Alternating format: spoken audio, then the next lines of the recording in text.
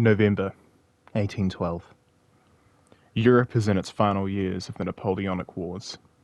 Napoleon is on the run, and some of his French forces are stranded in a small hovel on the Berezina River following the previous bridge's premature detonation.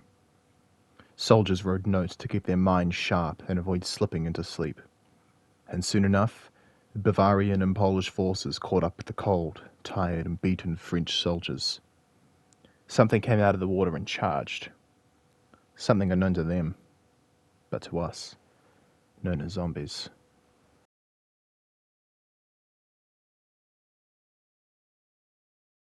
I write so as not to drift to sleep, thus slipping away from this fire. There is no path to be made across this forsaken river. We have been abandoned and left to smoulder. We are men of Victor's 9th Corps, and what stragglers from the former bridge encampment. The bridge was built and destroyed by a trigger-happy fool. Now we wait for the Cossacks to split us open and eat us alive. Victor believes of a construction of yet another miraculous bridge construction. I see no such conclusion. I fear I won't make it through this bitter night.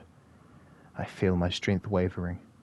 The bodies of the stragglers have washed up upon our new encampment.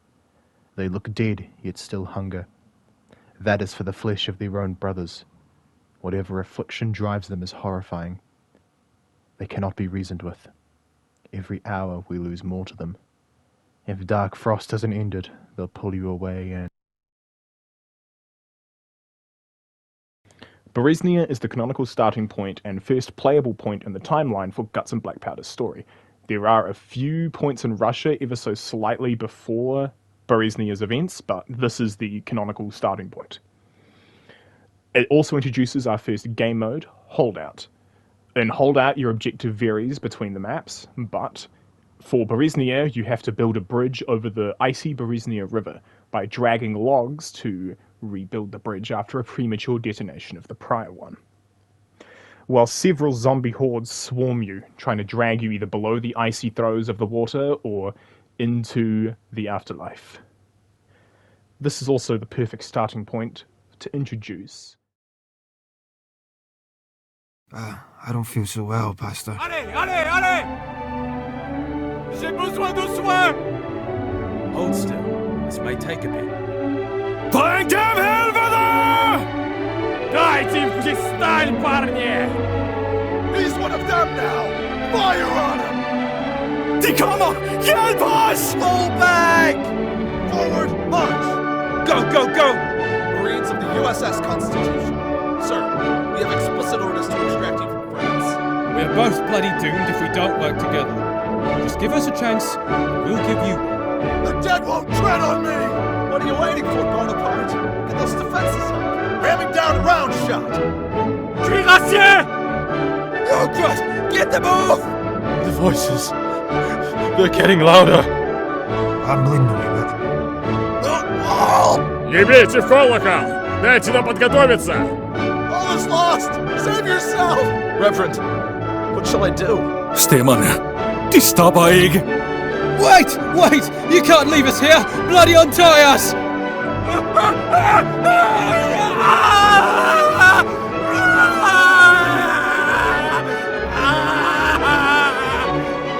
Your bloody capstans are stolen from our ships! Well, Frank didn't do a very decent job staying alive, did he? You can't be serious. We're allowing them to tag along. The church? They executed their own men.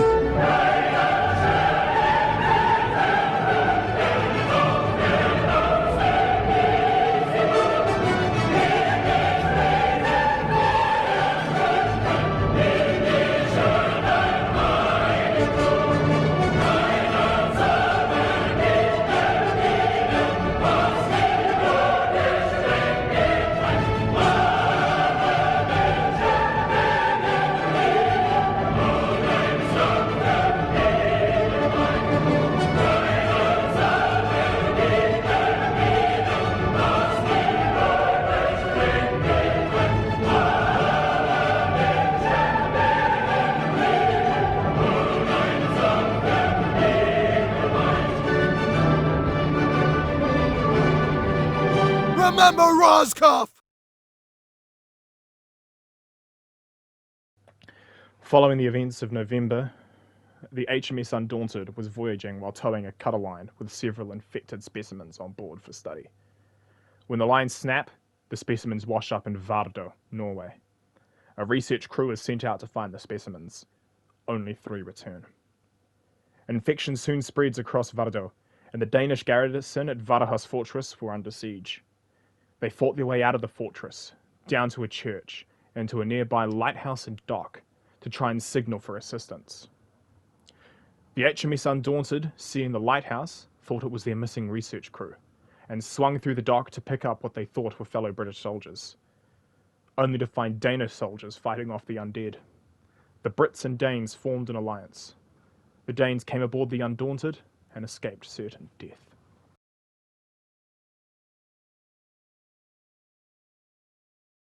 For by now I could have stretched out my hand and struck you and your people, that would have wiped you off the earth. Vardøhus Fortress is our first objective map.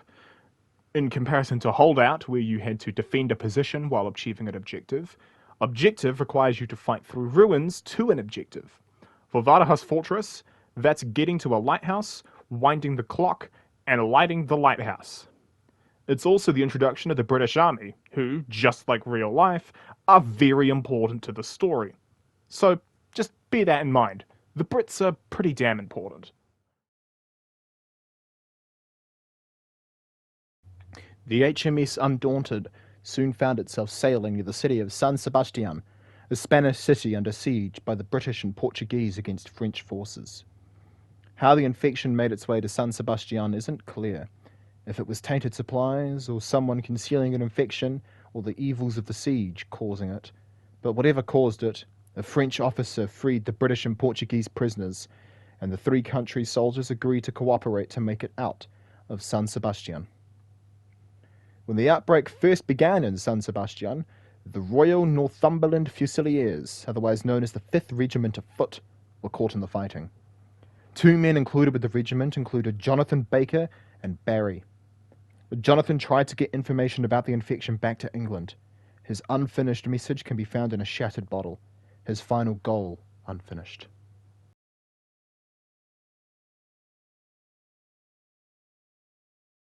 A few rankers passed off of consumption this morning. Perhaps they were slumbering, but they woke with a bloodlust. A poor chap got a better look at the 2, and they lunged at him and ripped his throat out. Couldn't tell you what happened afterwards, but more and more men became afflicted with this bloodlust. The streets are teeming with man-eating cannibals. Our officer has us held up in a house. To the naval frigates outside of San Sebastian, please organize an extraction effort. We've taken devastating losses, and we're in no condition to confront the French, let alone are the French in any condition to contest the cannibals roaming the streets. However, I fear the best course of action is to bombard these savages until they can do no harm. To any civilian who's discovered this letter, deliver this to any of His Majesty's soldiers. Barry, however, survives for a good while after Jonathan, as the fleeing Brit, Portuguese, French soldiers find him signalling the HMS Undaunted at the final holdout of the map. The soldiers pile onto a platform Barry raises after a very tense holdout, but a duo of shamblers catch him out, and poor Barry meets his end with the Brit, Portuguese, French forces unable to help him. One of them must now climb up the rigging that had collapsed open following Barry's death, to lower the platform and let the rest of his man live. As the HMS Undaunted sends a rowboat to pick up survivors, a shambler manages to bite a soldier, and he turns on board the Undaunted, killing the ship's captain. Eventually, the 3 nations' soldiers part ways, returning to their homelands, leaving all groups involved disturbed by what they had seen.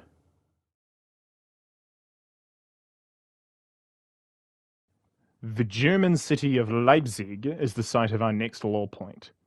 As the Russian winter battered Napoleon's forces, the coalition army of Austria, Prussia, Sweden, Russia, and Warsaw marched on.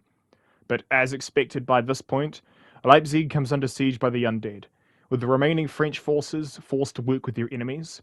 The coalition waits out in the Church of St. Thomas for a lull in the chaos, and then fights their way through the burning city.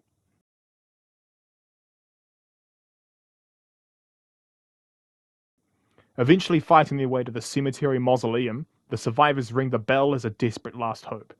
and salvation appears. An engineer of the 2e Regiment d'Eugenie, Jacob blows up with a gunpowder barrel to blow open the gate. But sadly, he miscalculates the fuse length, and blows himself up in the process without ever speaking a word. This may actually have some historical accuracy. During the Battle of Leipzig, a French corporal prematurely blew up some explosives in desperation, which tore holes in his soldiers and helped seal defeat for the French. Nice work, genius! The remaining coalition soldiers fight their way to a bridge out of Leipzig's burning ruins, blowing it up on the way out. Following Leipzig, a ceasefire was signed between the coalition, ending the Napoleonic War a whole 3 years earlier than it does in real life.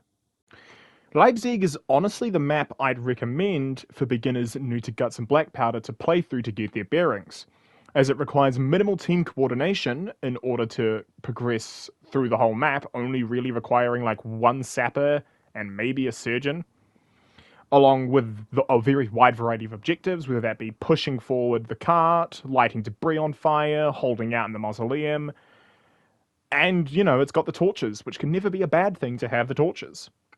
The bell always ends up rung too early for the sapper's liking at the mausoleum, but that's just a part of Guts and Blackpowder's gameplay loop, all things considered.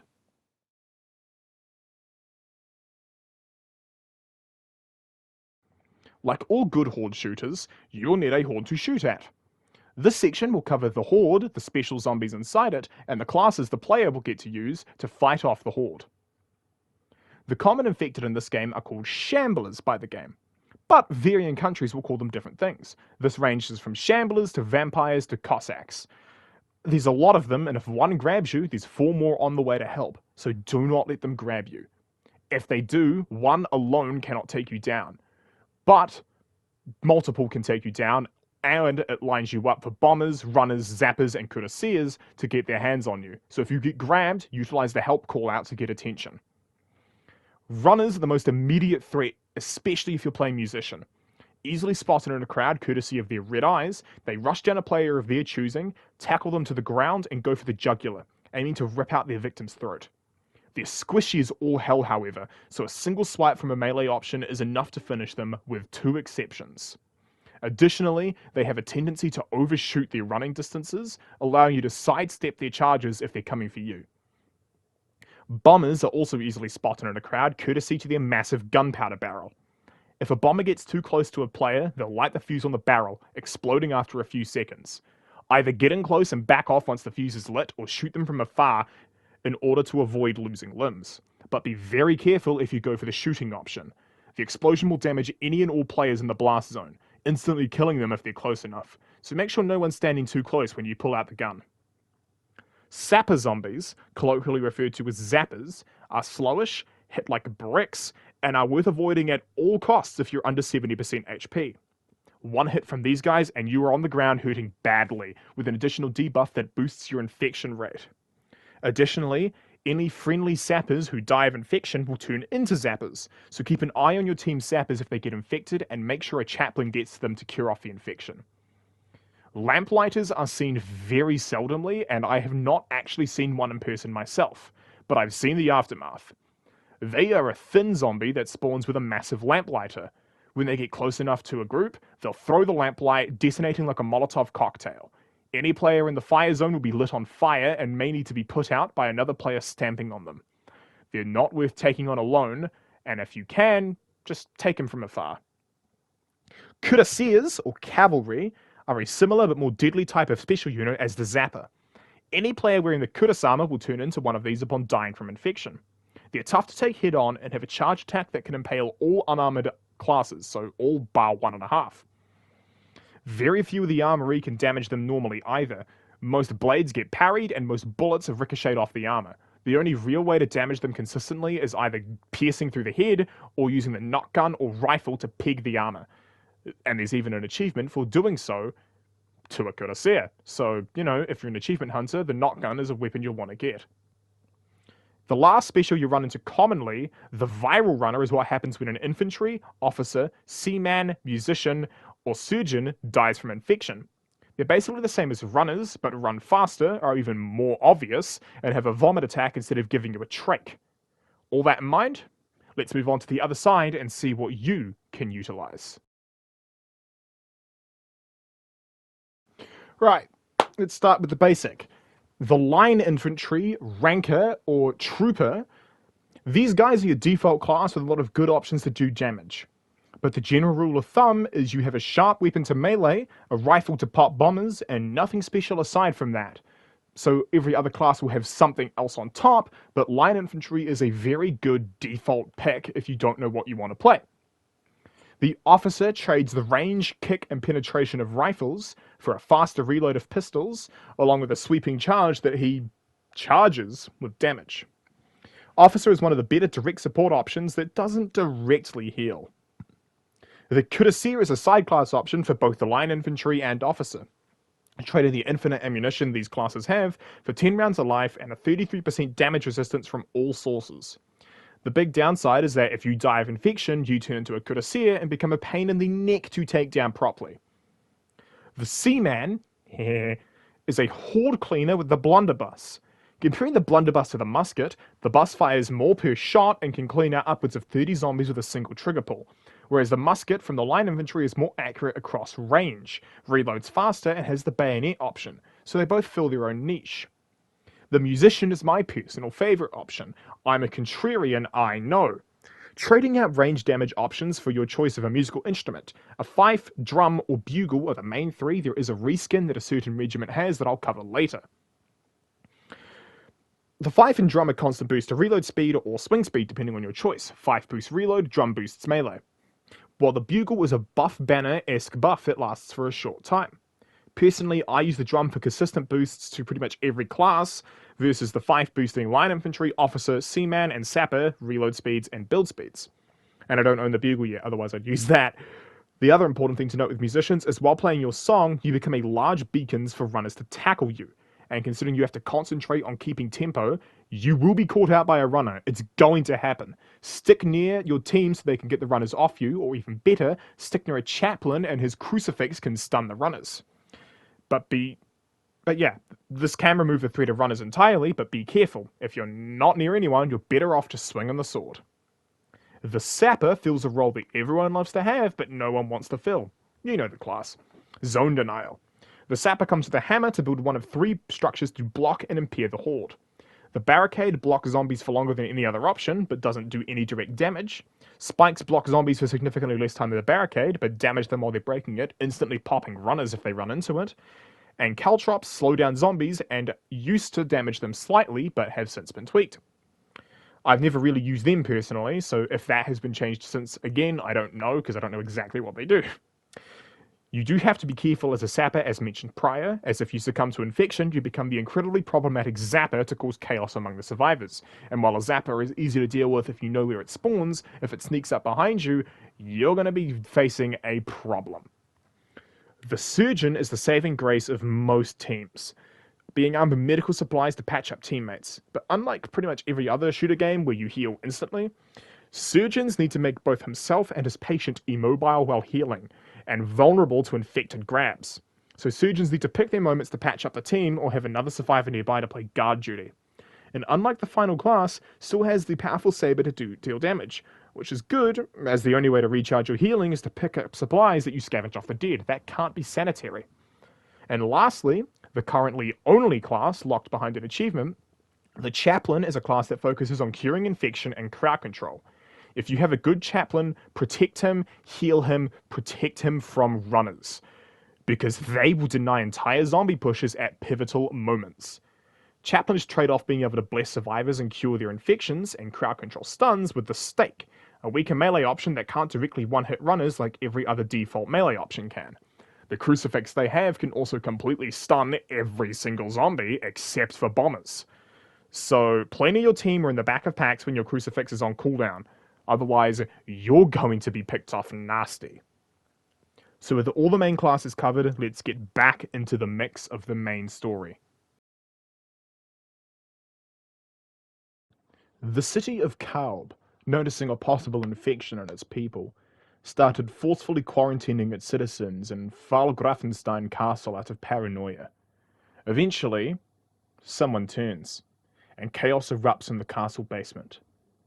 Eventually, Prussia's own Field Marshal Blücher arrives in town on a personal hunt for Napoleon Bonaparte.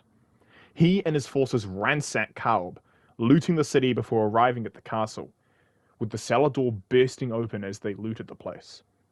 Almost the entirety of Blucher's force being mowed down trying to seal the door, leaving only the now infected Blucher and an unnamed Prussian alive.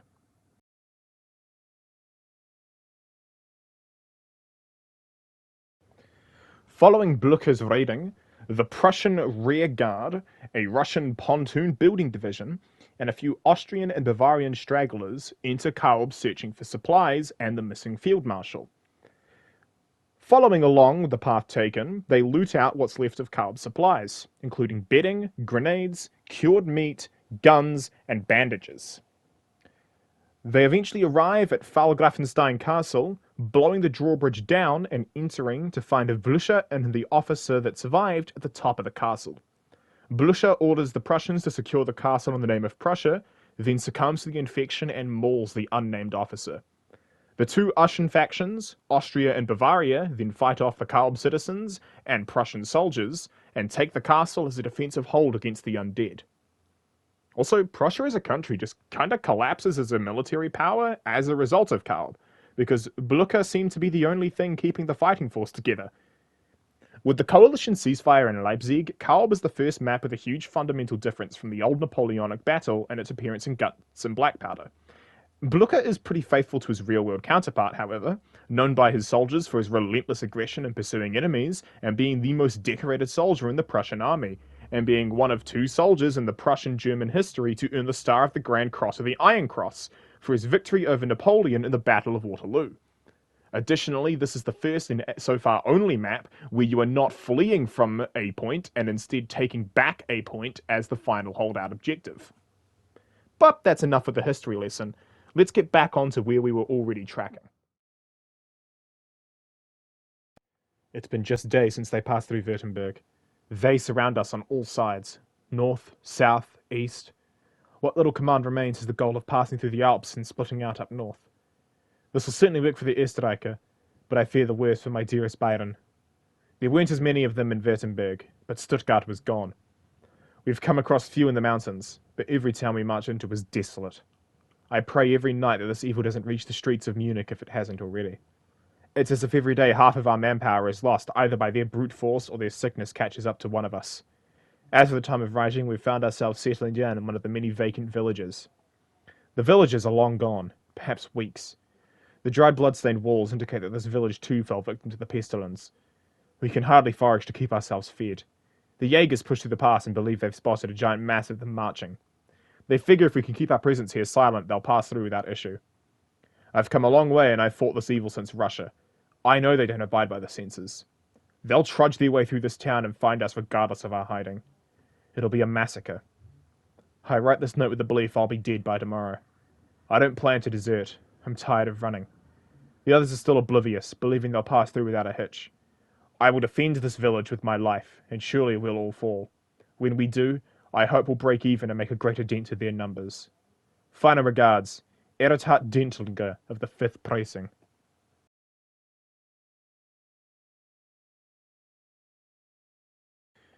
Austro-Bavarian forces trapped in the Alps are being swarmed by the dead, an endless horde of them marching on, and the forces are either oblivious to the fact or too weary to keep running. And so the small army makes a desperate final stand against the dead in a small village in Tyrol, a beautiful region near the Alps, and has since been divided into Tyrol and South Tyrol.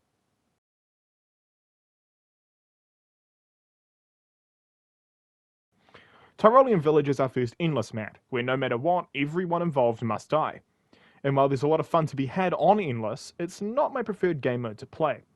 I've given it a try a couple times and played it on Tyrolean Village, Horgmont, and both the Lahays for this video. It's really not my thing. I know there's probably a lot to get out of it, but not me. The events of Tyrolean Village have a defined date for the first time, April 26th, 1814. And Tyrolean Village itself is a decently important event, as the Austrian-Bavarian forces that fight here stall and thin the herd for what's to come in the Alps. But our next key moment isn't in the Alps. Instead, we're going back to the motherland.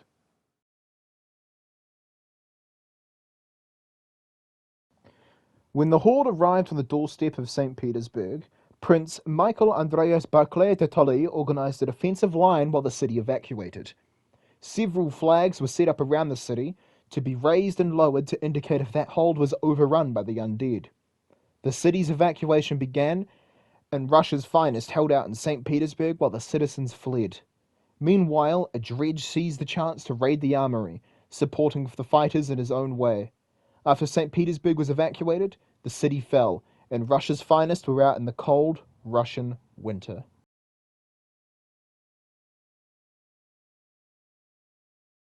The second holdout map, St. Petersburg, is the closest thing to a traditional tower defense sort of map this game has. There is about 10 waves per run, and each wave will get increasingly difficult with more and more zombies joining the mix. At the end of every wave, a homeless man will roll in and trade supplies for ammunition, resources, bandages, and artillery fire, all of which is able to aid the fighting force in stalling the horde. It's not my favourite map, but it's really up there. It's also balls-to-the-wall difficult, and without a really well-planned team, next to impossible. This map also presents two incredibly unique mechanics, lamplighters and plunder. As the map goes on, St. Petersburg will slowly shift from evening to night to early morning, and you'll need to use lamplighters, purchased from the hobo, to light up the streets, otherwise all you'll see is the red eyes of the runners and the lit fuses of bombers. Every zombie can drop plunder, which can be used to trade with the hobo for supplies, the most important ones of note being the artillery fire for 150 plunder. If you manage to survive, any extra plunder you have at the end of it will be converted into extra francs to use in the shop. So make sure to grab them, as they drop at about the same consistency as medical supplies, but everyone can grab them up. So you'll need to be greedy in order to get that bonus cash.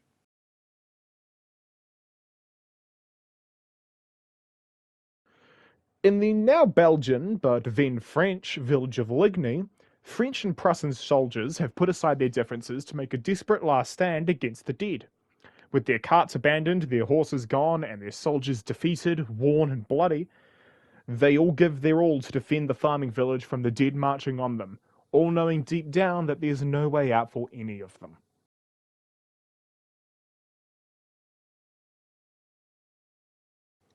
L'hiver déborde.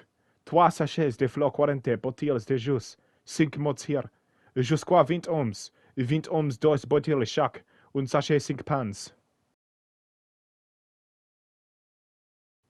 The Battle of Ligny, or as the game calls it here, La Ferme d'en Haut, translates to the Upper Farm, is an incredibly fun endless map, and was by far the one I had the most fun on. Yeah, I'm a little biased, as this was also the map I unlocked Chaplain on, and it's got grape shot, so, balances out. But whatever. It's got cannons, it's got really good hold down spots, and most importantly, it's got lore. God, I hope that French pronunciation was good. I'm so sorry if it was bad. Running out of supplies and down to 20 men strong, the armies raise their bayonets and charge forward into certain death, but victory in their hearts, leaving behind just one final message painted on the walls. Brûle les morts. Burn the dead. We've intercepted the horde at a small farmhouse named La Haye Saint. We have appeared to have thwarted the blight. News from another small farmhouse has also led us to the conclusion our orders have to successfully halt the advance of the horde has been fulfilled. However, I feel as we've apprehended a small horde of sheep rather than an entire nation of cannibals. My last entry stands incorrect.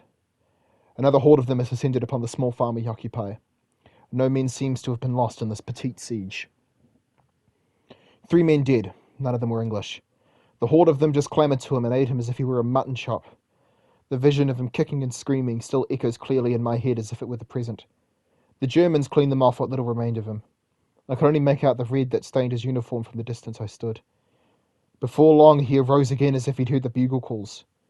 He darted for his officer before a soldier standing behind him put a musket ball through his mangled head. More men lost. Rain has begun to pour down and our muskets are proving themselves too damp to be used. We've lost far more men. The hordes are more frequent, leaving me less time to write. We've taken position outside the farm to pick them off. Myself and 3 others remain at one of the cannibals.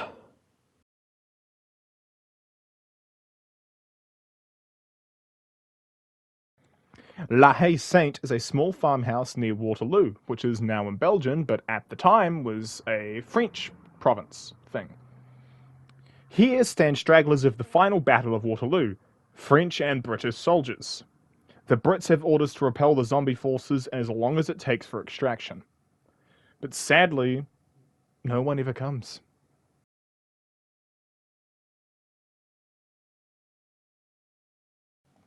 As more and more soldiers fall to the blight, the remaining soldiers at the farmhouse begin to lose hope, until there's only a dozen or so left.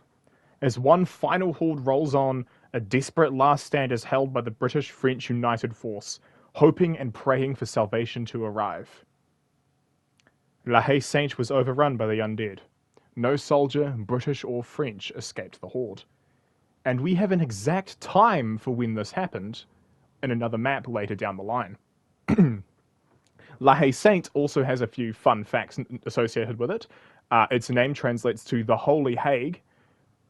Always nice to know some translation buffers. It was meant to be the first holdout map, with you having to light debris on fire to signal an escape wagon, but this was eventually scrapped. And it's one of the very few maps, I believe. I think it might be the only one, I'm not sure, but it's one of the very few maps to have a multiple game mode structure on it. Not only is there a endless playable version, but there's also a siege version playable, which is more traditional Napoleon War era fighting.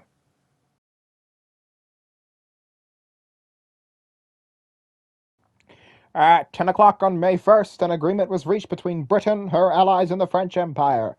After a ceasefire dating almost 2 years, the French have sued for peace, or rather an exchange of goods in a short window peace. The French have agreed to exchange an undisclosed amount of guns to the coalition forces, the return of many countries prisoners of war, in return for the guaranteed peace. Although it seems Napoleon's army has crippled itself, various foreign countries, coalition and French client states, warn of a dire situation in mainland Europe. The Austrian Empire has reported numerous cases of the blight devastating villages in her northern territories. Russian, Danish, and Swede communications have been dead silent for months. Experts fear the worst possible outcome. After Britain's hasty evacuation from Spain, we feared the war had been lost. However, it seems this plague has crippled mainland Europe. Although Britannia remains unaffected by the grips of the plague, our port quarantine remains in place. New regulations have prohibited commercial trade from Europe. No reports of the plague have been recorded in England.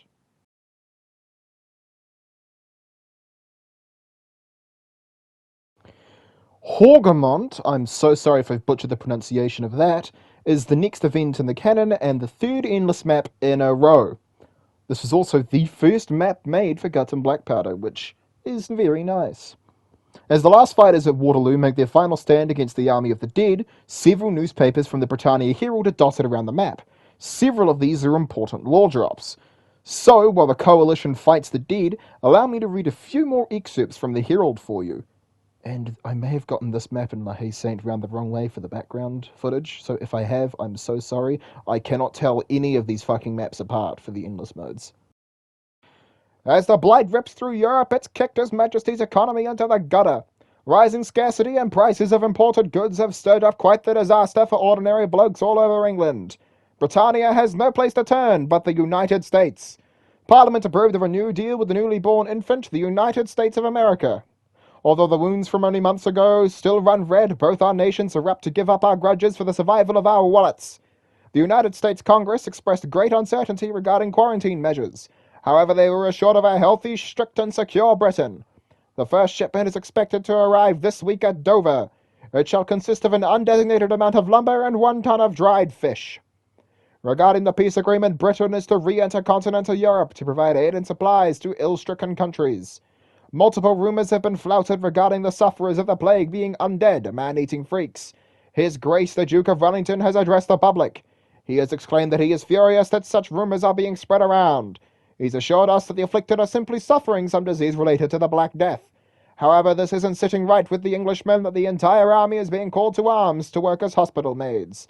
We were able to receive an exclusive look to the task from an anonymous tip. The letter reads this: English forces are to march to the south of Brussels, where they will meet Blucher and his men. But utmost shockingly, Napoleon Bonaparte and his forces will attend with them. From there the armies will tear through the plague and liberate Europe. There's a few important bits from these two articles alone. Firstly, hot off the heels of the American independence, Britain is forced to turn to the baby country for aid, now that the Blight has claimed all shipping lanes in Europe. And secondly, with the timeline presented here, the anonymous tip is either severely behind the times or just blatantly wrong. As mentioned back in Carves, Blucher is already dead. He died back at the castle. So this tip is telling us one of three things about the coalition, none of them good. Either information is not moving fast enough for people to get accurate data, considering what we're fighting, this is, in my opinion, the most possible one. Prussia is unaware Blucher is dead and his army splintered, and is giving orders to dead men. Or Prussia is just hiding the fact Blucher is dead. Either way, none of them are good informations to have. Official army list of those missing. Alexander Birmingham, Vittoria. Alexander Smith, San Sebastian. Arthur Cullingham, San Sebastian. Andrew Rogers. Barry Williams, San Sebastian. Benjamin Connor, Vittoria. Blake Graham, Vittoria. Carson Smith, Vittoria. Caleb O'Boyle, Pyrenees. Charlie Graham, Vittoria. Charles Cunningham. La Haye Saint has fallen. At 8:35 on June 18th, the French and Germo-English forces fell to the masses of the undead. From what can be gathered, I believe no men have escaped the grasps of the undead. What's left of our garrison has barricaded the attic. We have little time left, and it seems all escape attempts will be futile. We are prepared for the inevitable. To the forces at Hougoumont, best of luck to you, and good day.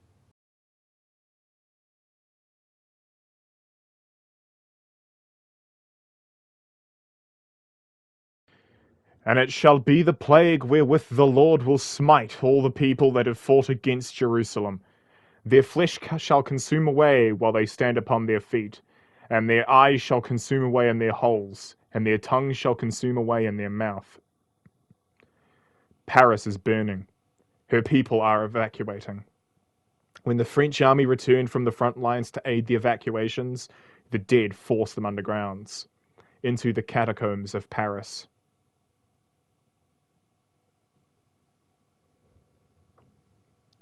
The French soldiers fight their way out of the catacombs to a barricade held by the 1e Regiment d'Infanterie de Ligne, spearheaded by an NCO, Jean-Louis. Jean orders the soldiers to defend until Notre Dame's bell sounds, then prepares to jump for a ferry coming to pick up the soldiers. Jean then leaps off the barricade to run off and continue fighting elsewhere.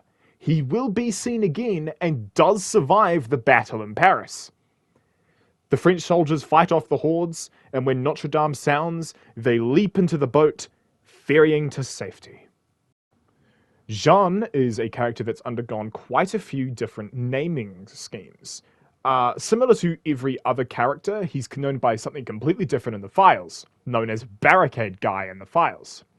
He later gains the name Jean-Louis Le Petit Oui Oui Joubois as a joke name that the developers later grew to hate, and following the release of a later map would be renamed to Captain Jean-Louis. He's also one of the only characters to have survived after his initial debut, even though that's a bit of an asterisk we'll put there later. And despite everything and how he speaks entirely in French during his introduction, he understands English to the point he is at least able to write in it. We will see more on that later.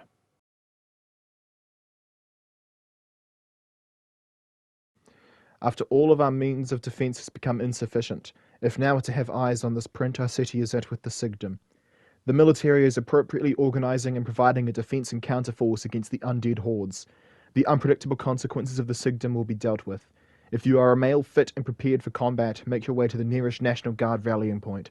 There you shall be armed and join together with forces to liberate Copenhagen. If you are not of National Guard material, remain inside, barricade your home. Do not seek outside contact. Avoid cemeteries and other burial sites.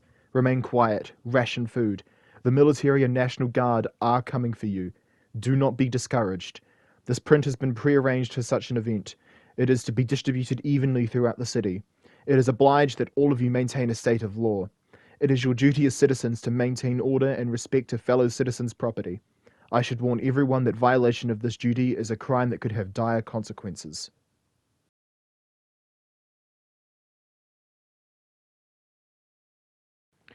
The Danish city of Copenhagen would be breached by the Blight, and the Danes would reach out to Britain for help. Their response would make America shed a tear. Firebomber all to hell and quarantine what's left. A forced quarantine is placed for both citizens and guardsmen remaining inside Copenhagen, denying evacuation procedures entirely. Britain intends to starve out the plague by killing everyone inside the Danish city. The Danish National Guard, or what remains of it, make a bold move to escape Copenhagen, commandeer a ferryboat and break British quarantine. After fighting through the burning rubble of the once beautiful city, extinguishing fires in the attic, manning well pumps, doing everything in their power, jumping from bridge to burning boat to bridge, they commandeer a rowboat weaponized with cannons, prep it up, and break for the sea. Whereupon they find a British brig sloop enforcing the quarantine. They quickly man the cannons on board the ferryboat and aim to shoot out the ammunition in the boat, eventually striking the gunpowder on board the craft and blowing the boat to hell, breaking through the quarantine. Copenhagen is a map I do not like. It is easily one of my least favorite maps, but visually it is a treat. I just don't like it because it encourages a very different style of play. Instead of locking down and holding out, you're basically forced to keep on the move all the time, as the Horde only gets stronger and stronger the longer you wait around on a single objective.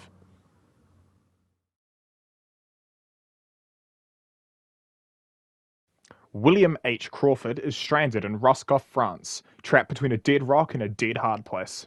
So he sends a desperate letter to his home country for evacuation. And his home country gets that letter, and they send their best. And my favorite Bill Wirtz reference, knock knock, it's the United States.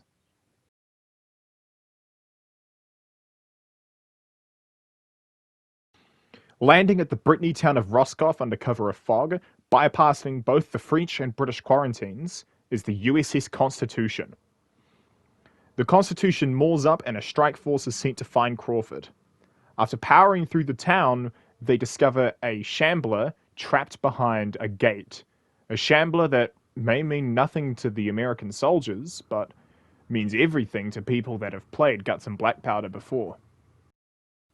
To anyone who has stumbled across my deplorable condition, I thank you for your mercy. To any American troops, your man is being held in a farmhouse outside of the village.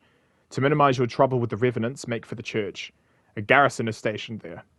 I do warn you, these times have destroyed our discipline and turned soldiers into marauders. A system of tunnels exists below the church. It connects to the farmhouse. Vive l'Empire de France. Captain Jean-Louis, 1er Regiment de Ligny. Jean, from back at Paris. Bitten and infected while lighting the tunnels that you eventually go into, fought off the infection through sheer force of will to aid the United States as best he could before succumbing to the infection. It's Jean that indicates us that Roscoff has to come after Paris, obviously.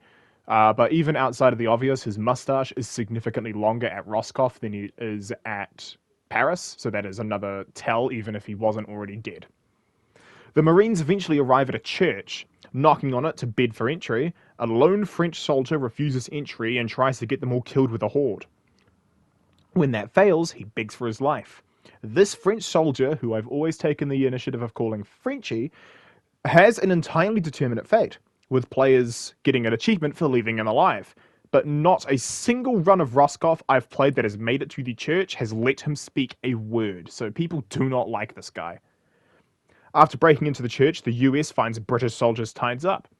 Turns out the Brits have been strong-arming France for Napoleon's location, and some French detachments, having completely gone off the rails, have started taking them as hostages to barter back later. Reluctantly, the Marines and the British soldiers agree to cooperate to escape Roscoff and rescue Crawford. After breaking into the sewer line and fighting their way out, the US and British forces fight on, eventually finding the farmhouse, and one Marine copping a teapot to the head in a word-for-word reference to Indiana Jones and the Last Crusade, one of my favorite movies of all time. It's Crawford, and now we're on an escort mission. The British and US fight on, now with Crawford, before finding a group of French detachments that have separated entirely from the marauders back at the church.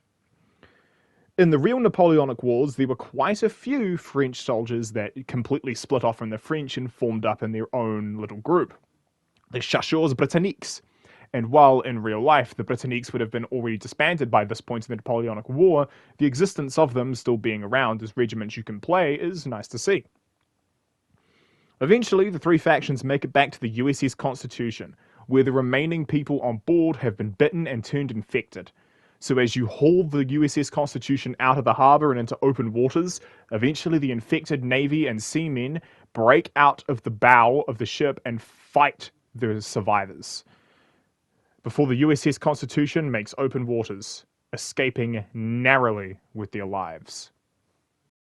Now, Roscoff is far and away my favourite map of the lot, and that is mostly because of how dynamic it is. I don't have any of the raw audio of these to use, but a lot of the American callouts are substantially different from everything else, because Roscoff is their introduction to the undead. They call them out differently. They use vampires instead of just shamblers or the undead or whatever. And their callouts are a lot more informal. Whereas most of the European colonies have kind of united in a general sense. So, like gunpowder, shoot the one with the barrel, that sort of stuff, versus the US that use powder guy, Markham. It's just a lot more informal. Additionally, Roscoff is the first map where you do not get to choose the country you spawn as after the first spawn. You always spawn as the United States first, then when you get into the church for the first respawn, all dead will respawn as British soldiers, and then everyone dead at the second respawn point at the journalism branch will be French soldiers, which is really nice to see. And there is a couple of achievements tied to Crawford. Every living player at the end of Roscoff that has Crawford alive will get the achievement for keeping him alive, but that doesn't mean you have to keep him alive. If Crawford dies during Roscoff, it's not an instant fail. You just have to carry his corpse back to the ship instead of him escorting himself there. And finally, most importantly, I just bloody well love all of the interactions between the British and US soldiers, especially on the USS Constitution, where they both jab at each other and they're only working together out of sheer necessity more than anything else. It is absolutely amazing to see. And that is all of the maps and the zombies and the regiments in Guts and Blackpowder. There was a bit more that I wanted to do with this video, but I'm running out of time for the video. The PlayStation software only allows up to 60 minutes, and I don't feel like I could do enough justice by going into the weapon unlocks and the class mechanics and all that, so I'm going to save that for another video. All things considered, though, this was an incredibly fun project to undertake, and whether or not it does well or what, I don't particularly care. I've had a blast with this game and making this video, and all the footage I've got of this has eaten 35 gig of console storage, so it'll be great to clean all that out once it's all over. So thank you all for watching if you've made it this far. The video for next week will be the Thea the Crimson Eclipse video that I promised. So that footage is being recorded and undergoing now. But yeah, I just hope you all have a really good rest of your day, night, whatever it is for you. And we will see you all in the next video, hopefully. Subscribe, hit the bell if you haven't, like the video, all that lovely stuff if you want to see more content. And bye-bye!